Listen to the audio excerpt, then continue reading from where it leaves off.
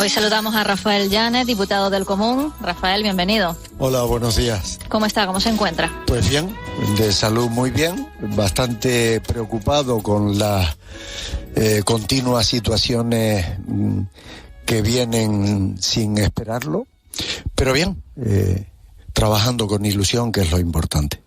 Es una época complicada para defender al pueblo, para cuidarlo, para protegerlo de todo lo que tenemos encima. Una guerra, una invasión de Rusia a Ucrania, con una crisis económica derivada y, bueno, todas las consecuencias de todo lo que hemos pasado. La erupción volcánica en La Palma, la pandemia, remontando ahora, ¿no?, en estos momentos. Sí, son demasiadas situaciones y, bueno, nosotros vamos adaptándonos a esos momentos. Incluso hemos abierto en el año 21 abrimos un área específica para el COVID-19, para tratar todos los problemas que tenían que ver con la pandemia, y ahora hemos abierto una nueva para los afectados por el volcán. Nosotros trabajamos con 28 áreas y hemos creado esas dos específicas para situaciones muy especiales. Esperemos que no haya que abrir otras. ¿Cómo funciona o cómo va a funcionar? ¿Cuáles son los principales objetivos de esa área específica para La Palma? Bueno, se trata de atender a los afectados por el volcán. Y el próximo día 9 tendré una reunión con el comisionado del Gobierno de España para la reconstrucción de La Palma y le llevaré los expedientes que hasta ahora tenemos. Hay algunos que son de política territorial, porque hay personas afectadas que perdieron su casa y piden una recalificación de otros terrenos alejados de la lava para la reconstrucción de sus vidas. Hay otros que tienen que ver con la propia las ayudas que vienen del Estado, ya que, como sabes, para ser beneficiario es necesario no solo ser propietario, sino además ser habitante habitual de la vivienda. Y bueno, hay casos en los que, por ejemplo, un divorcio, la propiedad es del marido, se han separado, ella es la que vive allí y se quedan sin esa ayuda por el divorcio, ya que uno es el propietario y otro quien lo habita habitualmente. Y como ese, muchos casos en los que quiero plantearle al comisionado, aunque va a diferentes consejerías y al cabildo y ayuntamientos de la isla, quiero que el comisionado tenga una visión global de los problemas de estas personas. Se abre un debate ahora mismo complicado. Al hilo de lo que viene usted contando, recuerdo la bonificación que se votó en el Congreso de los Diputados a propuesta de Coalición Canaria. Se aprobó para ayudar en el IRPF a todos los palmeros, todas las palmeras, con el voto en contra del Partido Socialista, porque no ve que la ayuda tenga que ir a todos los habitantes de La Palma, sino solo los afectados por el volcán. En cualquier caso, no tocando ese IRPF. Hay que hacer un debate profundo y concienzudo para ver quién necesita la ayuda exactamente y que la ayuda llegue a quien realmente la necesita. Efectivamente, yo creo que las ayudas deben ir a las personas que lo necesitan. Y ahí hay dificultades, y algunos de los expedientes que nosotros tenemos, la dificultad es demostrar la propiedad de esas personas, porque hay terrenos que eran del abuelo, sus hijos, algunos de ellos han muerto, otros emigraron, y ahí vive un nieto, ha hecho su casa no de forma, digamos, legal, de forma irregular, de forma espontánea, y entonces, claro, esto significa que hay problemas a la hora de tramitar los expedientes. No nos olvidemos que es dinero público y que finalmente ese dinero público debe estar firmado por un interventor, y para que no haya problemas, pues debe estar el expediente completo. Ahí hay dificultades, importantes dificultades para muchas de las personas, pero nosotros los vamos a defender. Nosotros vamos a defender a todas las personas afectadas por la erupción volcánica. Se cumplirá un año el próximo 19 de septiembre desde que se iniciara esa erupción volcánica. Queda muchísimo trabajo por delante. De hecho, todavía hay personas que no han podido regresar a sus viviendas por la presencia de gases nocivos para la salud. ¿Cómo o cuánto tiempo durará? ¿Cómo podrá realizarse todo esto de la mejor manera posible, ayudando efectivamente a quien lo necesita? Me parece una tarea muy ardua, muy complicada. Es muy complicado, porque la destrucción que hace un incendio, incluso un terremoto o una inundación, no tiene nada que ver con una erupción volcánica en la que desaparece el terreno donde estaban esas propiedades, ¿no?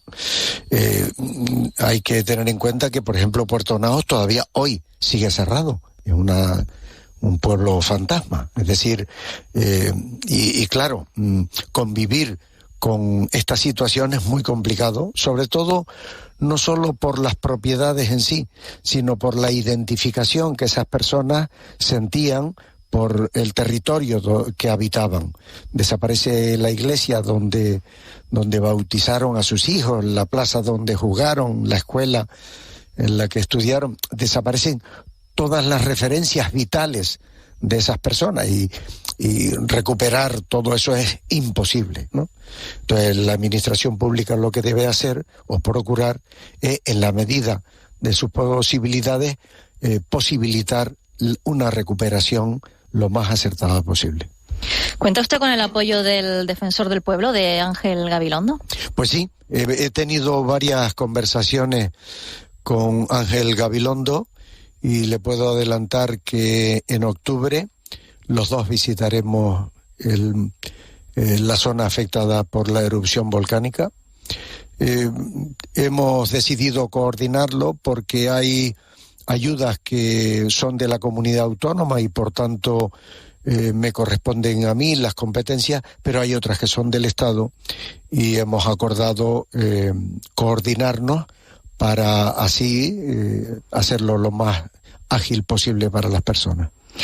Más allá de La Palma, Rafael, tiene usted una agenda muy apretada, se reúne muy a menudo con todo tipo de colectivos, sobre todo con aquellos que defienden los derechos sociales.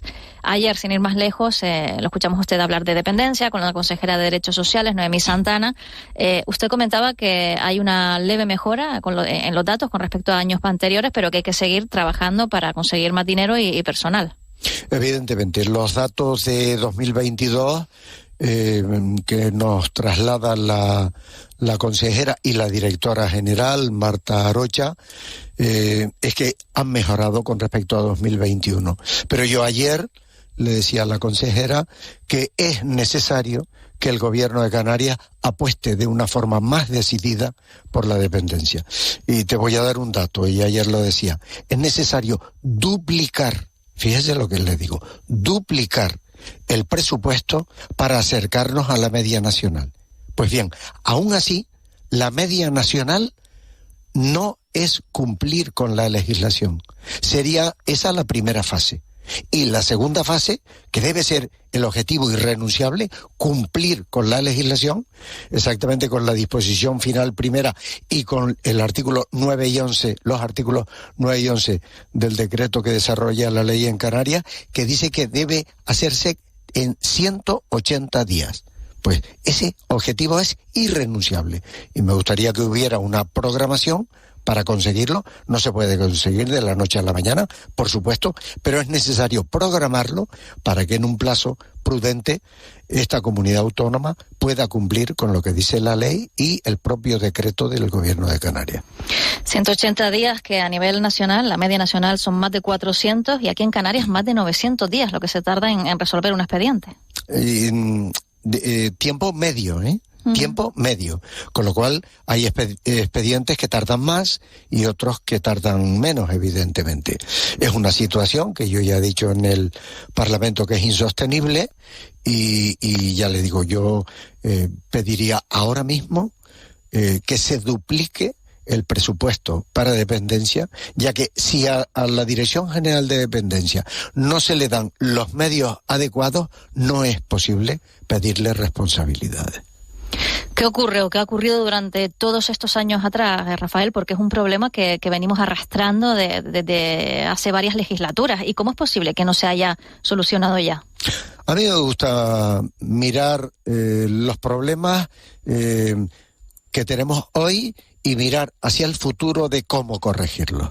Lo vivido, vivido está, y ya ustedes, los medios informativos, han hecho hincapié en ello, y son los grupos políticos de diferentes signos los que deben analizarlos y los que deben mirar hacia posibles culpables. Nosotros no. Nosotros lo que debemos hacer es mirar la situación actual y proponer medidas para superar la situación actual. Las hemos propuesto, un total de 19 propuestas, en 11 de ellas, me decía ayer Noemí Santana, que ya están trabajando. Yo esas 19 las resumo en 4. 1, más presupuesto. Otro, más personal. Otro, simplificación de expedientes. Y por último, colaboración municipal. En esas cuatro, en mi opinión, nuestra modesta opinión, sería el secreto para salvar esta situación. Ve a la sociedad más concienciada en la defensa de los derechos sociales. Se ha creado ahora una plataforma que une a varias entidades que quieren eso, unir fuerzas y seguir trabajando, seguir luchando por defender a la gente. Sin duda. Una sociedad democrática no es solo la que va a votar cada 4 años. Una sociedad democrática es la que se arma socialmente para luchar por los objetivos que considera justos. Y en ese sentido yo veo que hay un tercer sector muy amplio y que cada vez se unen más en plataformas en defensa de las personas con discapacidad, en defensa de las personas con enfermedades raras, en defensa de las personas, hoy mismo me escribía un grupo en defensa de los refugiados. Es decir, yo veo una movilización social muy importante y bueno, yo creo que esas asociaciones son el motor de muchos cambios que vienen posteriormente a través de los parlamentos. Un colectivo que necesita también protección y una acogida digna es el colectivo migrante. ¿Cómo va esta situación, Rafael? ¿Cómo lo estamos haciendo en Canarias, incluso a nivel nacional y europeo? ¿No podríamos mejorar mucho en esta materia para acoger a los que consigan llegar? Porque ya sabes que muchos de ellos se quedan por el camino en el Atlántico. Evidentemente se puede mejorar. Hubo en el año 2019 una situación sobrevenida muy importante, en la que se improvisó demasiado y hubo demasiados errores y que con el tiempo se ha ido corrigiendo. Este es otro de los aspectos en lo que estamos en conversaciones siempre con el Defensor del Pueblo, porque como sabes, extranjería corresponde al gobierno del Estado y a nosotros nos corresponde los menores de edad que corresponden a la comunidad autónoma. Creo que con la inmigración Europa no está haciendo los deberes. Creo que no es consciente de la realidad. El otro día en una tertulia daba un dato que creo que debe hacernos pensar. Europa tiene del orden de 600 y pico millones. Dentro de 30 años tendremos un 10% más, 640 millones. África hoy tiene 1.500. Dentro de esos mismos 30 años tendrá 2.500. Es decir, en África va a haber 1.000 millones más de habitantes de los que hay hoy. Y además con un componente, y es que en Europa tendremos una población muy envejecida y la edad media de esos 2.500 será 17 años. Con lo cual, es una situación insostenible y yo creo, en mi opinión, que la Unión Europea no está analizando claramente esta situación y los efectos que evidentemente van a tener, porque si ahí va a haber 1.000 millones más con la situación social y económica que vive el continente, te doy un dato. Ahora mismo hay 35 millones de niños y niñas con discapacidad sin atención en el continente africano. Eso es una situación insostenible y que Europa no puede mirar a otro lado existiendo esa cantidad de niños con discapacidad sin atender. De manera que yo creo que la inmigración no es un asunto de Canarias, no es un asunto de España, es un asunto de la Unión Europea y es la Unión Europea la que ahora mismo vemos coordinarse ante la guerra de Ucrania y, sin embargo, no la vemos coordinarse ante una situación clara que va a ir claramente en aumento en los próximos años. Hablando de los menores de edad, de los menores migrantes, Rafael, aquí en Canarias hemos tenido problemas por la cantidad de menores que hay que acoger en lugares que se quedan pequeños para tenerlos a todos en unas condiciones dignas. Hemos visto cómo diversas asociaciones de vecinos han manifestado sus quejas por viviendas en las que hay demasiados menores y se terminan ocasionando problemas en los barrios. ¿Cómo se puede arreglar esta situación? Finalmente, el resto de comunidades autónomas no se han solidarizado para acoger a estos niños, sobre todo niños más que niñas, en sus territorios. ¿Cómo se les puede colocar y dar un futuro, unas alternativas de formación e incluso de trabajo cuando llegan a nuestra tierra? Con los centros de menores tenemos dos problemas. El primero es la determinación de la edad. Hay en esos centros mayores de edad a los que es necesario hacerles las pruebas para determinar su mayoría de edad y por tanto va en otro régimen de atención, como sabes, al ser mayor de edad. Ese es el primer gran problema. Yo he hablado con responsables del gobierno de Canarias y me hablan de los problemas de convivencia en esos centros debido a los mayores de edad con los menores. Y el segundo problema es el que tú muy bien has relatado. Es necesario la solidaridad de otras comunidades autónomas. Canarias se ha visto desbordado, ha hecho un gran esfuerzo, que yo he aplaudido, pero tengo que decir que hay centros que están masificados. Para que haya una buena atención es necesario que sean centros más pequeños, con una atención más personalizada, pero lamentablemente, como has dicho, los presidentes de las comunidades autónomas se pelean por los dineros europeos para la reconstrucción económica, pero no tienen ningún interés, al parecer, por proteger los derechos de estas personas. ¿Qué opinión tiene del caso Mascarillas? Cada día prácticamente vamos conociendo alguna novedad. La última que un juzgado en Las Palmas de Gran Canaria ha admitido a trámite la querella interpuesta por el fiscal anticorrupción o por la Fiscalía Anticorrupción. Ayer comparecían en el Parlamento de Canarias el director del Servicio Canario de Salud, el consejero de Sanidad, Blas Trujillo. ¿Qué opina sobre este asunto? El diputado del Común no opina sobre los asuntos que son de debate político y mucho menos si están en un proceso judicial. Creo que el silencio y el respeto al proceso judicial es lo que debe salir de mi institución.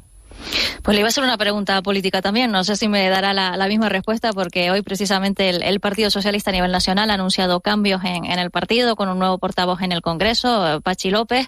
Veremos qué ocurre entonces con el canario Héctor Gómez, también una nueva portavoz del partido, Pilar Alegría. No sé si esto también no tiene capacidad para opinar o si puede opinar a nivel político también. No, a mí me parece que los partidos políticos deben organizarse de la forma que consideren idónea, poniendo al frente a las personas que mejor transmiten los valores que defienden, y nosotros hacer nuestro papel. En un Estado de Derecho cada uno tiene que cumplir su cometido. Nosotros a defender a las personas, los partidos políticos a promover su ideología para que en el futuro tengan la confianza mayoritaria de los ciudadanos. ¿Y qué ocurre, Rafael? No lo quiero poner en un aprieto, pero asistimos todos con preocupación al avance de los radicalismos y de los bulos, ¿verdad?, que vemos a menudo, incluso en el seno del Congreso de los Diputados, y tememos que desde la política se puedan minar derechos de los ciudadanos, derechos que ha costado mucho conseguir, derechos sociales, entre otros, y incluso asistimos con preocupación a que se ejecute cierta discriminación a algunos colectivos. ¿Cómo se puede defender, cómo nos podemos defender de aquellos que nos gobiernan o que tienen poder para ejecutar, para primero escribir y luego ejecutar la ley que nos afecta a todos y a todas? Sí, a veces se ven nubarrones que amenazan los derechos fundamentales. Y ante esos nubarrones, la sociedad civil debe armarse, de valores, de argumentos y enfrentarse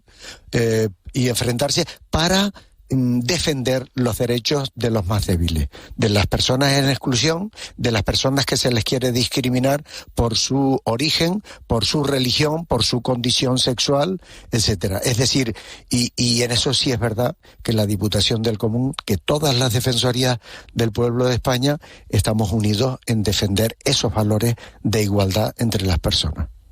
Vemos sin ir más lejos como, por ejemplo, en Estados Unidos, por poner uno de los muchos ejemplos, y fuera de aquí de nuestras fronteras, en Estados Unidos se han dado pasos atrás en cuanto al derecho al aborto de la mujer. Estaba recogido a nivel de todo el país, y el Tribunal Supremo pues dio un paso atrás, diciendo que sería cada estado el que legislara al respecto, el que pusiera las normas que considerara oportunas al respecto. Y sabemos que hay estados abiertamente antiabortistas.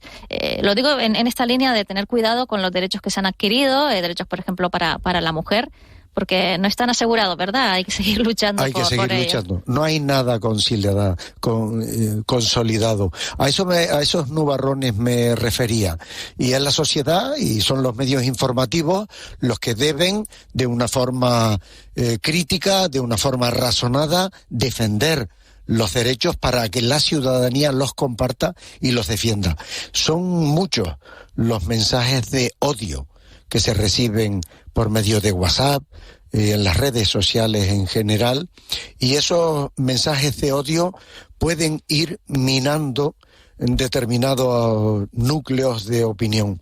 Yo creo que ante eso lo único que se puede hacer es promover los valores de la tolerancia,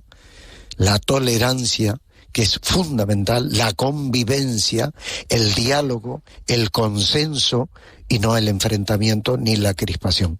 Y esos mensajes de odio lo que favorecen es la crispación y por tanto las posiciones enfrentadas. Parece que ahora no está de moda llegar al consenso, parece que consensuar es traicionar tus principios, y no es eso.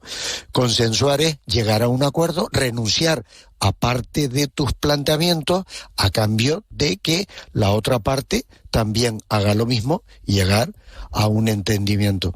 Yo creo que esos valores ahora más que nunca son necesarios promoverlos.